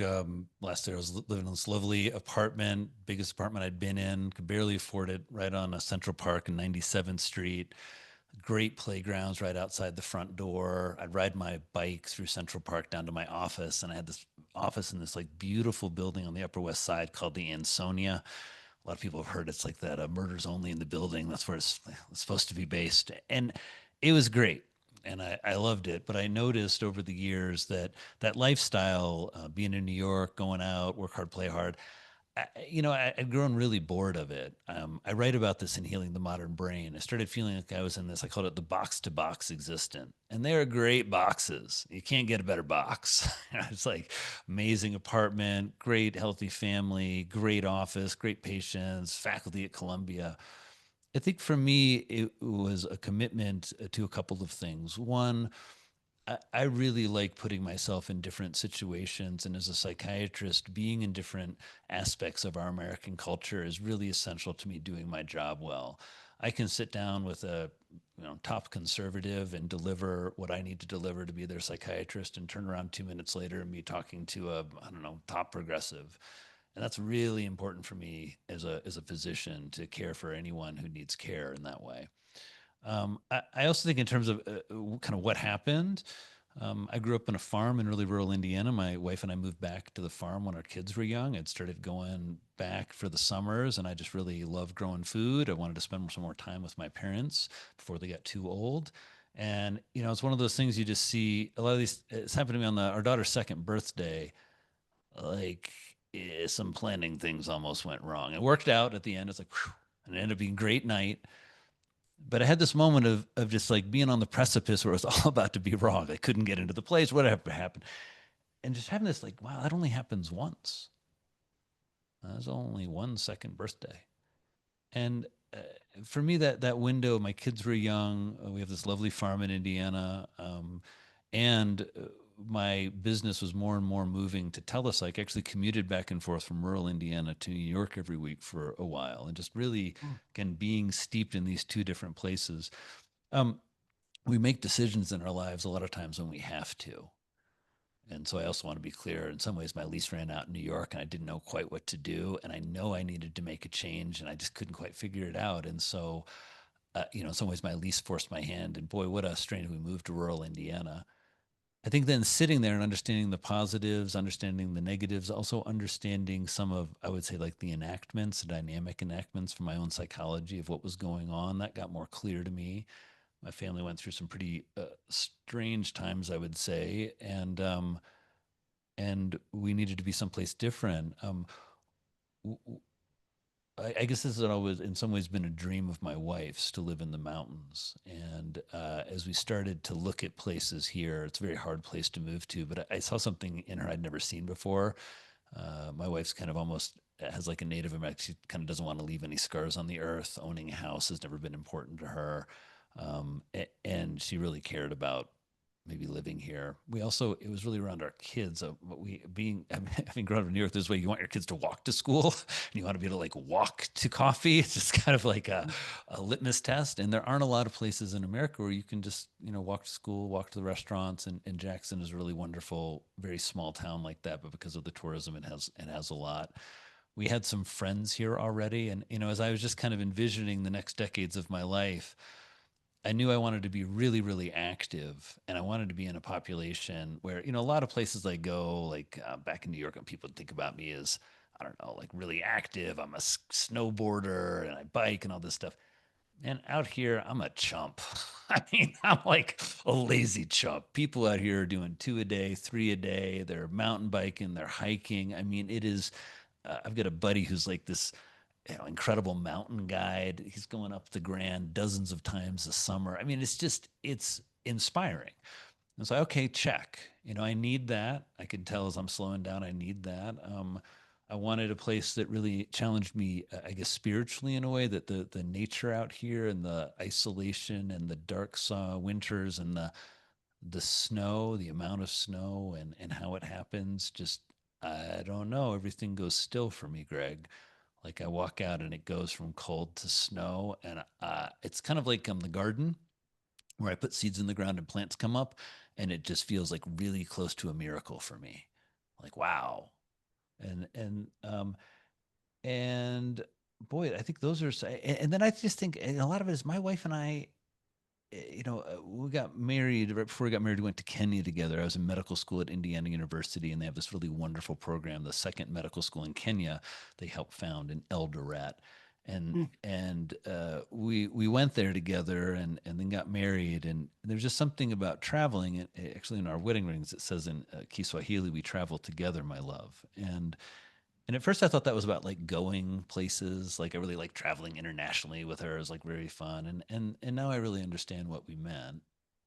And it's this so I think for me, in terms of you're asking like what about, when men want to change their lives, some of it is I wouldn't say happenstance, but some of it is seeing the opportunities in front of you.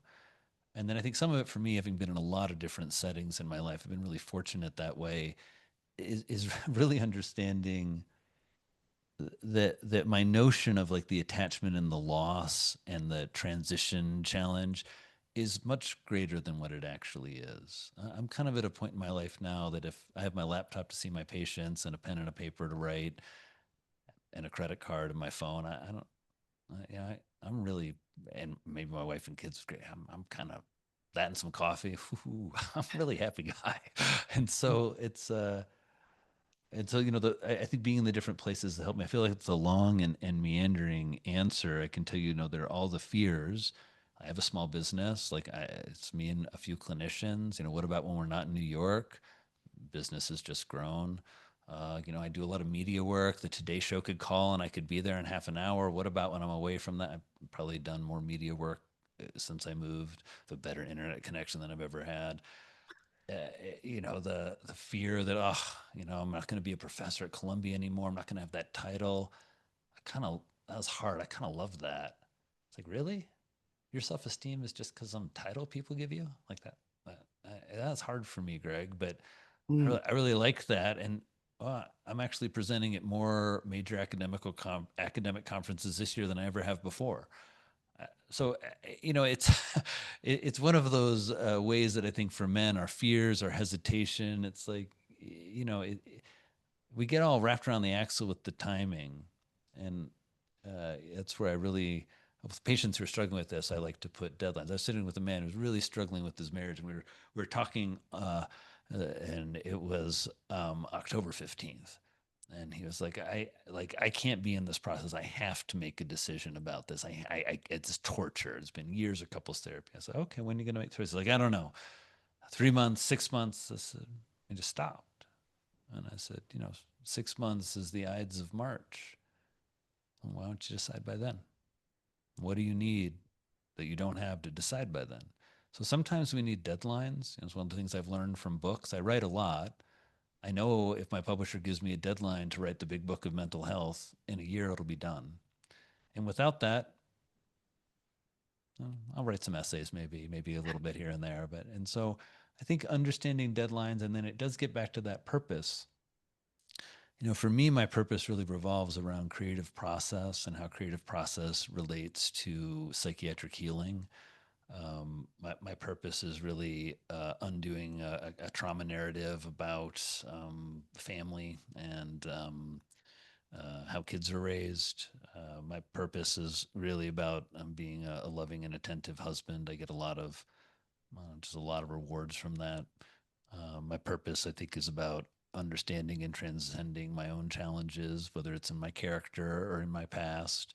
And, eh, you know, the, I find these different places, like I almost feel like I've been led to them. Like when people ask me, like, why did you move to Wyoming? It's like, I'm not sure. Like sometimes I don't know. I was out to dinner actually with our friend who was 7 years old, Hannah, and I was sitting with her. She's a big girl now, but when we moved here, she was 2. I remember I had this moment of clarity as we're moving here. And Ben was like, "Why are we moving here?" And I remember seeing Hannah. Hannah calls me Drew Drew, and she's like the littlest kid in our group, just so innocent and wonderful. And sometimes I think like I think I moved here in part I wanted to keep being in that stage of life where there are young kids around. And this was in some ways like the last one that I felt I can have her over for dinner or host her in the backyard with my friends. And I was like, what a maybe maybe not the reason people are looking, but it definitely informed me. Just like I don't know, it just and so I would say, men, maybe there's a long and rambling answer. I have been really blessed to have a great professional life and personal life. I've had a ton of horrible nights and challenges and depression and sleepless nights. I had a horrible problem with alcohol that I've not been drinking for 4 years. I feel very grateful for that. So I don't want you to think it's like, oh, then my lease ran up and I moved to Indiana and then I went to Jackson and here I am. But I probably do want you to hear that I didn't know exactly, Mm. and I struggled with it, and I still don't know sometimes. I can believe it here. I'm like one of the coolest towns in the world. Everything's going right, and still I'm like, oh, I still do that. I do less. When I was younger, I used to look at real estate all of Brazil and everywhere, and it's like one of the ways I know I'm settled. I don't look at real estate anymore. I really appreciate the transparency because I think that's where so much value is in this. I say a lot of times there's always something we're not seeing, in all of these things, and whatever anybody is going through, whether that could be struggling with alcohol, whether that could be career, could be family, could be anything. We've all got things that are going on that people aren't seeing. And what I really love in this for all the guys and where I again have gotten so much value out of is just sit back and listen to guys that have had a lot of experience, good, bad, indifferent, da, da, da. And from that, try to take away what lands with you, on this. Mm. I used to Google big houses and fancy cars and all of that stuff. And that's, so I guess, what you do when you grow up on Long Island in New York, and then in a fancy town, and then you live in the city in New York, and you chase. Now I Google like tiny homes and classic iconic old Range Rovers and stuff. And I think about like, like there's this notion of like what's best, or what's out there. And I mean, for a while it was a bigger home and a fancier, newer car. And like now maybe what's best in my 50s is like, what's the highest quality, smallest footprint we can have, or and in the best area that we can, to your point about what's inspiring. When I go to these towns like Jackson and my other sons in Boulder and we've got nothing in California, Manhattan Beach and stuff. And I look, well, when I go to Jackson and Boulder, the thing that impresses me most, I love seeing the cars and the trucks with dirt on them. Right. And I love that they all have racks on them, bike racks on the back and Mm. ski racks on the top, or, the camping thing to get off of. And it's just like, holy shit, like that's what everybody does here. Like this is possible. And then you see some guy who's 60 or 70 and he's loading up, putting the bike back on the rack, and he's the guy in front of you at the coffee shop and he's done 20 miles now. It's really inspiring in these It's places. it's super inspiring. And you're exactly right. People are out there, they're getting after it, they're doing it, they're inviting you along. The dads here, man, the garages. I mean, I'm embarrassed to show guys my garage. It's like having the smallest penis in Jackson. It's like you guys like I got some snowboards and a mountain bike, and like, oh, no gravel bikes, no kayaks. What do you do for the water?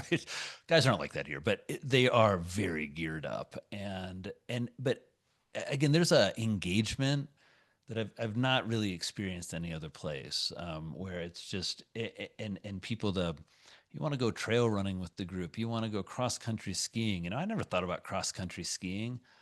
Oh wow, you get way out in the middle of nowhere in the mountains on your cross country skis. It's, I don't know, it's like And I'm heaven. not It's trying to just bash the big cities, and I've done that stuff also. And Houston is the fourth largest city in the country where I live right now, and we're thinking about options. But I think pointing it out there also to guys that get there are other possibilities, and even wherever you are, there are still people in New York that get out, and whether they get to the park, like you can do what it is that you want to do or you're interested in.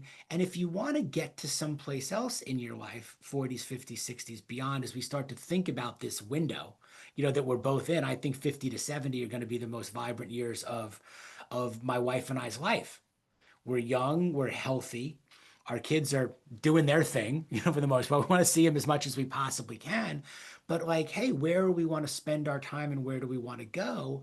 And, in this mental fitness that you're talking about, okay, like, what does it look like for us? 12, 24, 36 months. It doesn't have to be, we don't have to uproot ourselves and sell everything tomorrow and get the camper, or get the yeah, plane in there. However, like what is the vision? What is the plan yeah. that we And want if you to do want to go what off we in the want if we do? camper, What do we want to do?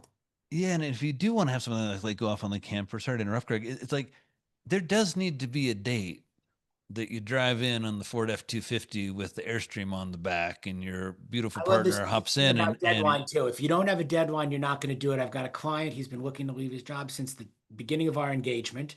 And it's like, we have to set a deadline or we're just walking in circles. Every week we meet to walk and go, yeah, look, we're walking in circles talking about the same thing and it's constant open-ended. How many Fridays are we going to walk in this circle? At some and point, also, it's like I think, October 15th, like here's the date. And now you have a yeah. date, you're going to hit it like the book or the article, whatever it might be. Well, and also, and yeah, it's definitely, having deadlines is just absolutely essential to men, and then making the commitment you're going to be a man who does it. I mean, that's in some ways that's, I think a lot of men sit in a kind of idle depression, and I don't, I think Greg, you're making a great point.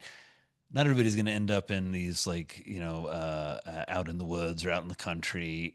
I certainly love urban life as well. I think it's about living an intentional life where over time your efforts build to something, and it's really it's a gratification. And then there's this, I agree with Craig. There's like I find like almost like the discovery, like now I've got 19 years, and like I don't know, Greg and I think, my body's feeling pretty good. I feel pretty, everything still works great. I love traveling, certainly a couple of challenges here and there health wise, but nothing too bad. And you think, wow, it's like 20 years where I have a much better sense of who I am, what I like, better funded, more secure, all that stuff. This And notion I, of envisioning the next decades of what you want your life to look like. And I wrote that down because, okay, well, if you can't move to a place permanently, like, could you spend 2 weeks there? I mean, Could you yes, spend that's how we get to could you rent Jackson. Yeah, from that's rent? Could you spend a month there? If it's really hot in Houston and my wife doesn't want to move right now, we said, well, you know what, honey? Could we spend 2 months, the two hottest months of the year, someplace? There are For sure you ways, can. again, to get yourself, again, like putting in the reps and starting and saying crawl, walk, run.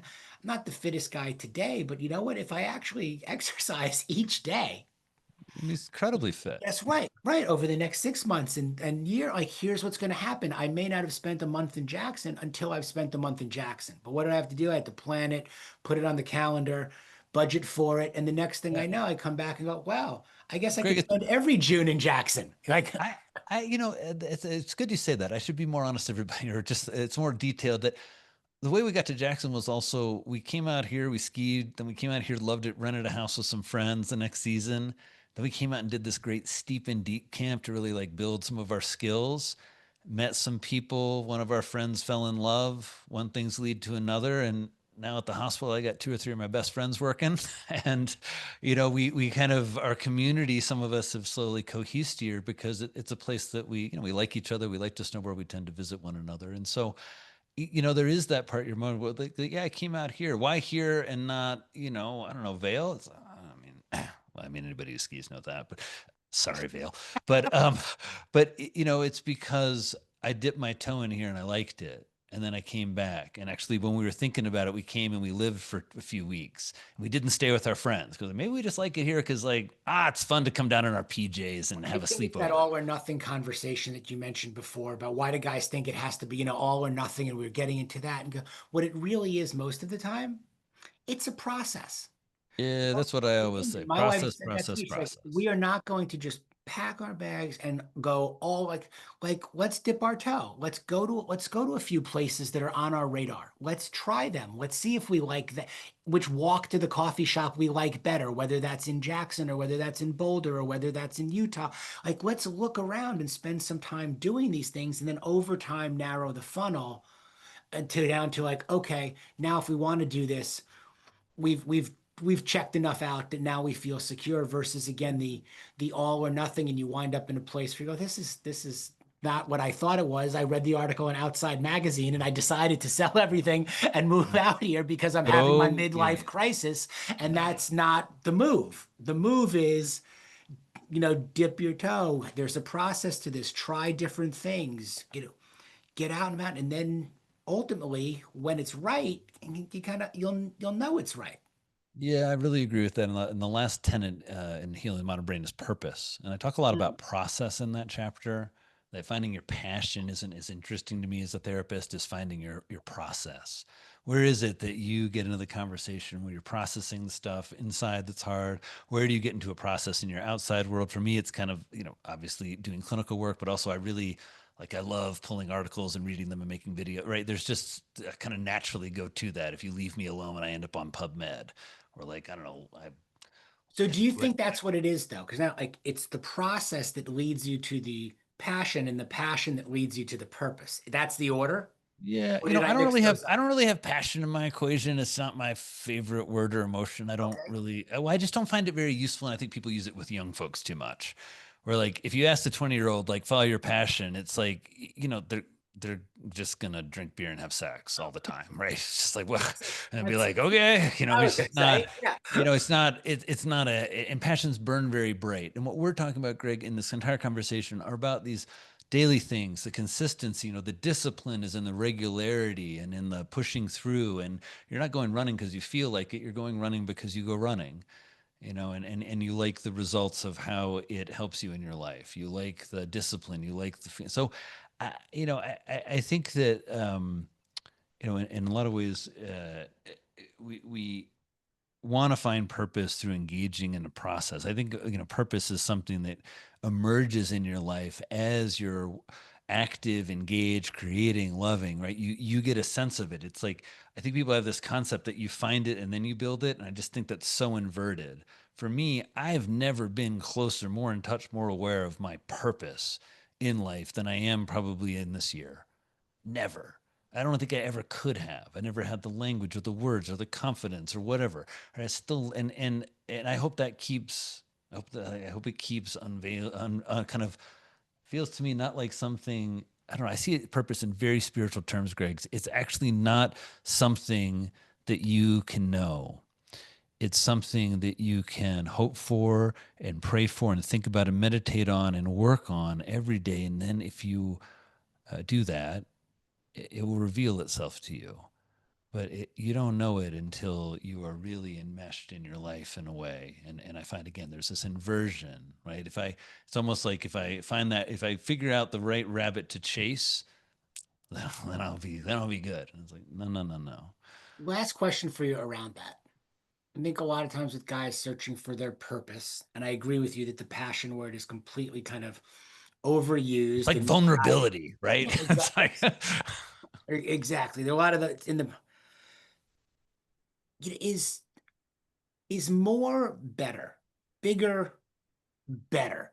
I think a lot of guys associate this purpose or success, and even where I'm going with more or bigger, that your practice should be bigger, or your, like my newsletter should be bigger, or I should be speaking on bigger stages, or I should be adding group coaching and everybody it seems, you look around and everybody's you get you get information and sensory overload every day between, oh, look at what this guy's doing and look at him on this podcast and this guy's doing 19 different gigs and he's got a group program and all this, and you get back to like what really is better, like in terms of my purpose. And I loved what you said. I said, if I have a good cup of coffee, okay, and I can see my patients, and I can have beauty and get a good workout in the morning, and I can be there for lunch with my kids, and I can cover my overhead. And you said, owning a house wasn't always super important to your wife, and there, so I certainly don't need a big footprint or whatever it might be. You start to think about what, again, like, I mean, there's purposes around also, again, back to that pie chart. Like, it's not just success in these normal metrics. It's what, how am I taking this pie, dividing it all up? And all of these things are part of my purpose, to the way I dress, to the way I see my clients, to where I want to wake up in the morning, to, hey, how could I spend 2 hours with this guy, Greg, that I don't know, and do that. All of these things to me kind of fall into that, right? I think so. I mean, all of those pieces are certainly very important, and have taken their own kind of, I think, sense of intention in a way, and consistency, and also, the kind of things for me that, as you're talking about, there's this way, like, I've been in this kind of state and not,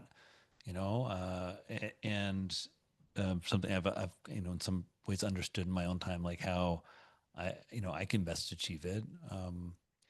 But yeah, I hope what men hear in this and what y'all are hearing, if you're still listening, is my encouragement, and that it is possible. And that some of the ways that we're trained as men, follow your passion, be vulnerable. And then, Greg, I think you're pointing out something that this FOMO that happens, right? I came kind of up, like I started in the media around the same time as Andrew Huberman and Peter T. Actually, I have this great voicemail message from Andrew Huberman that he left me before, just as he was starting his podcast.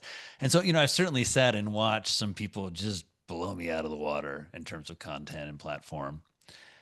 And, I've really, like, in some ways enjoyed sitting with that, and understanding that's not who I am, or not who I've become yet. And that, I've really dedicated my life to clinical work. I've spent more time than those men are ever going to be able to spend, seeing patients. And there's just, differences in how we're in the world. And I think for me, actually, one of the exercises, I'm a huge fan. Peter T has been in my head for a long time. When I wrote my first book, I had an interview with Gary Taubes, who was he'd just met Peter Attia for the first time. And this is Mm. like 20, I don't know, it was like 2000 and probably 8 or 9.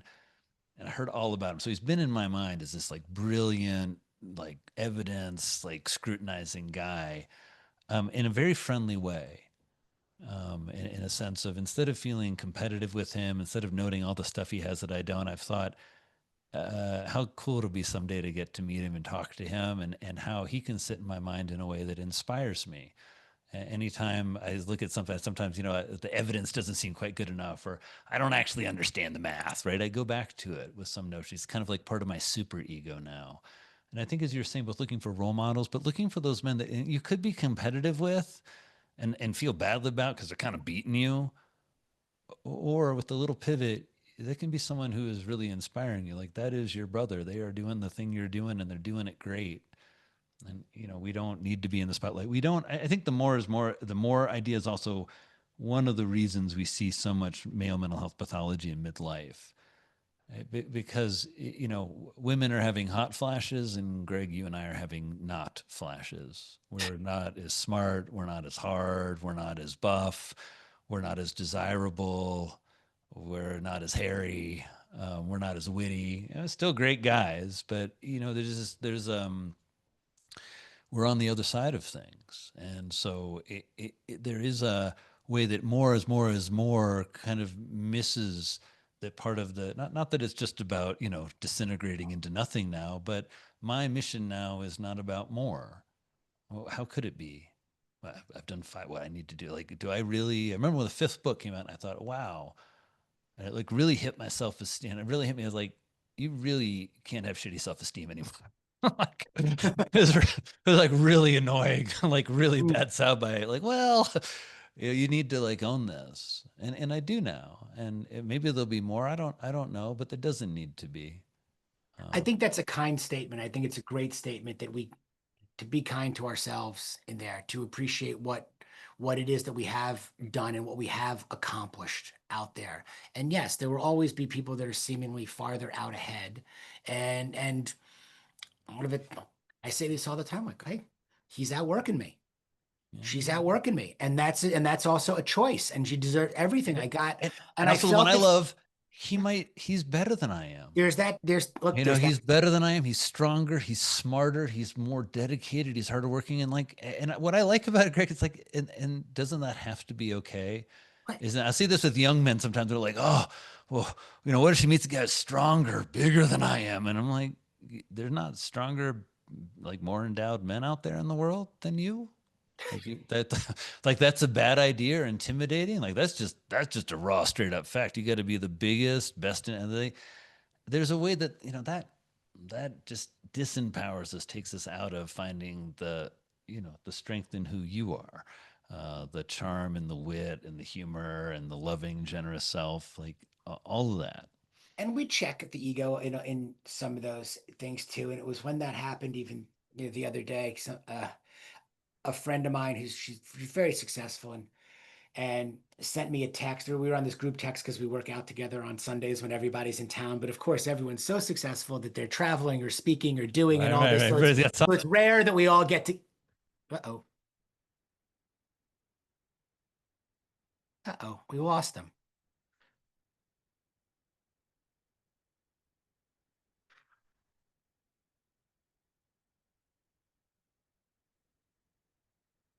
We lost Dr. Drew. Let's see if he comes back to hear that final story.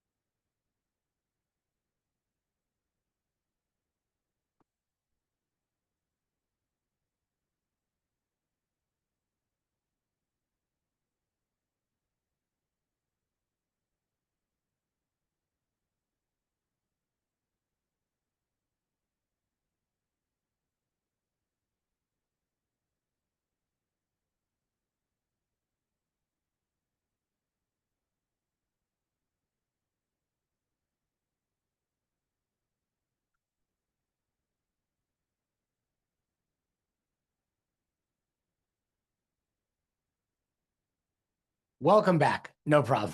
I can't hear you.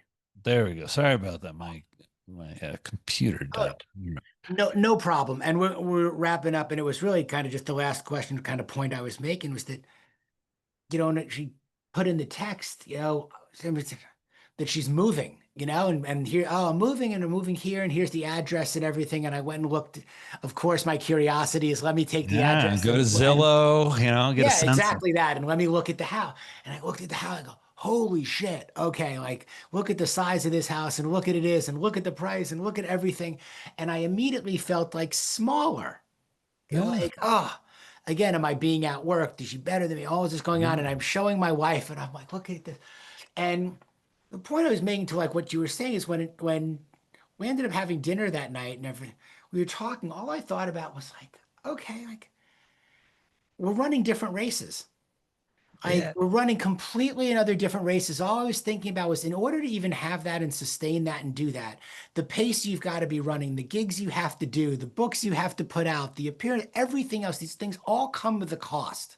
And congratulations and more power to you. And it's awesome if you want it. But I go back to what you said, which is like, listen, if I could wake up when I want to without an alarm clock, and have a really good cup of coffee and write my newsletter and see my clients Tuesday, Wednesday, Thursday, and have conversations like this with you on a Friday. Go, if that costs me 3,000 square feet, okay, and saves me $50,000 on my, or extra in there, it's like, what back again is success and what is happiness and how are we all wired? Because when I chased all that stuff and had a lot of it for a long time, I wasn't super happy. And I Yeah, I was mean, anxious and stressed and not sleeping well, and I wasn't in great shape, and I was drinking too much, and I do all this. You go, so now I see a lot of that stuff, and I still get the instant, like maybe the instant reaction to be like, oh, like I'm losing somehow. But then it comes back around. I think a lot of guys feel that go back to like, hey, like, what are you? Maybe I guess I'm getting a little mentally fitter by talking and being around more men like you. But I think these are things that a lot of guys they struggle with that security again, that that mhm. that self-awareness, that mental fitness, the purpose and the conviction of like, hey, I know who I am, and I should stop fighting that, also all the time.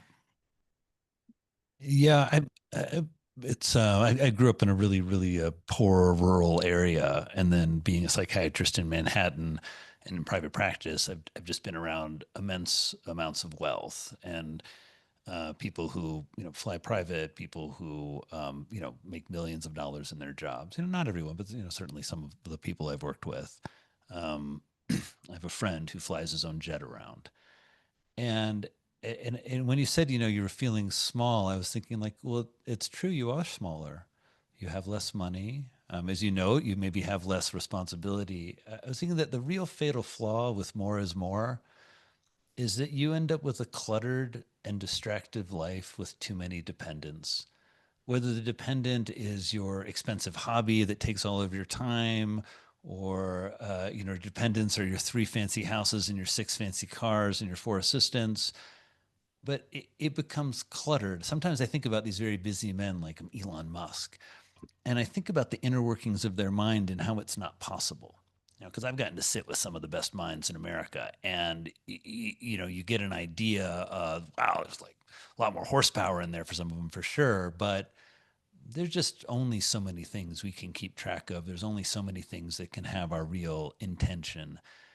And so, I think, Greg, as you're talking about like the more is more, is I think it's such a great feeling to sit with. I have it sometimes too, right? Where I'm like, oh God, if I had just, I'd feel more secure if I just had X number, if I had the house paid off, all that stuff.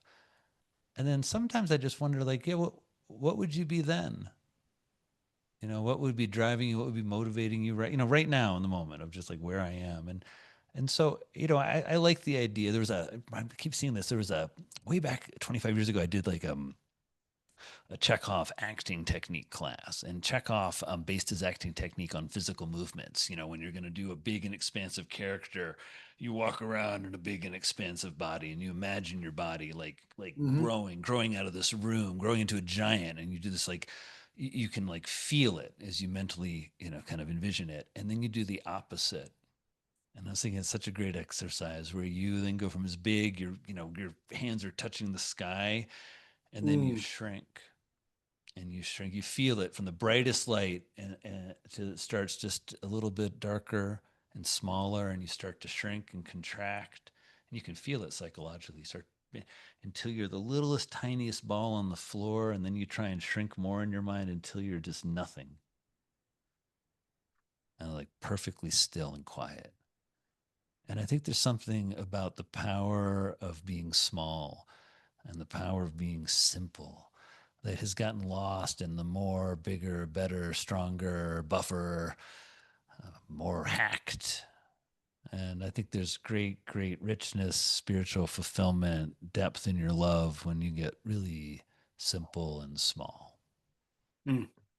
I love it. Dr. Drew Ramsey, thank you so much for all of your time today. I really enjoyed this. I was looking forward to talking to you, and this means a lot. And I thank you for sharing with me and our audience. It's deeply impactful. Your work is making a difference, and thank you. Thank you for all of it. Oh, Greg, thank you. I mean, everybody listening first, thanks for hearing some words and letting me share some of my ideas on this. I hope you hear my encouragement about you as a man, about your mental fitness, about everything you can do. I hope you hear that it's not been a linear path for me and it's had some struggles, but boy, it's all worth it. And Greg, thanks. I've loved your brand. I love this ever since you first came out. Midlife Male. I've always joked with my daughter, like, wait till daddy's on the cover. I just think it's a Well, wonderful, tell her she doesn't wonderful. have to wait much longer, and I It's like appreciate it's a it. wonderful, wonderful group to focus on. I just am so grateful to you. I think there's so much more that we didn't even talk about andropause. There's so much more to kind of think about and learn about this life stage, this 20 incredible years that we have as men that doesn't get talked about as much. I mean, I have never felt better in my life than now. And so I just thank you, Justin. Thanks for supporting Greg and getting this out. And I just am really, I'm glad we're talking about it. The more we talk about it and make noise about how men need to work on their mental fitness and build their mental health, the more we're going to have the modern masculinity and powerful men that we all hope for. Well, I'd love to have you back. There is more to talk about. Anything I can do to support you as well. Connection, collaboration, not competition, communication, all of the good stuff.